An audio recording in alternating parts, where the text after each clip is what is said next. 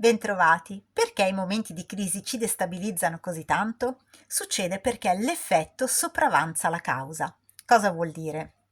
La crisi in sé è data da un equilibrio che si rompe senza che ci sia già a disposizione un nuovo equilibrio. Questo significa che per i più vari motivi, all'improvviso, le nostre risorse, le nostre capacità, comprese quelle emotive, e anche i nostri usuali schemi d'azione non bastano più a gestire quella certa situazione. Non sono più adatti, non sono più validi, sono diventati delle armi spuntate. Detta così, vista dall'esterno, uno potrebbe pensare che allora è facile uscirne, basta capire quali nuove risorse e competenze ci servono e puff, il gioco è fatto. In realtà è un po' più complicata di così, tanto per cambiare.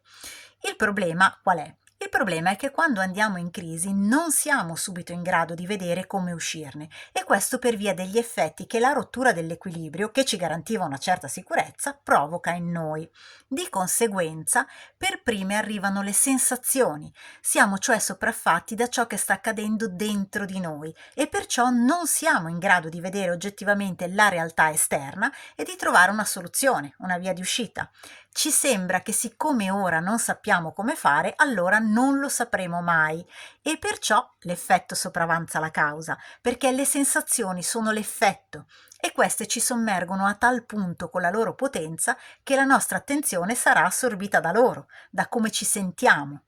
E se siamo impegnati a guardare il dentro, come possiamo vedere il fuori? E d'altra parte suppongo che sarete d'accordo con me che se anche fossimo capaci di guardare il fuori, guardare una situazione quando si è spaesati, destabilizzati, disorientati, agitati, spaventati, sottosopra, è diverso dal guardarla con calma e serenamente ed è anche quindi più difficile venirne a capo. Quindi, come fare? Sarebbe bene, se possibile, lasciar decantare le sensazioni, lasciare che diventino meno intense. Meno intense sono loro e più lucidi saremo noi.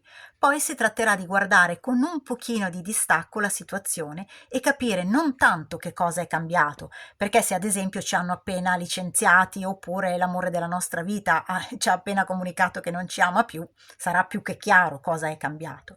Più che altro dovremmo capire per quale motivo pensiamo di non essere capaci di far fronte alla situazione, di gestirla, di superarla, cosa ci manca, cosa ci servirebbe, come potremmo procurarcelo. Ovvio però che il giusto distacco arriva col tempo, mica subito.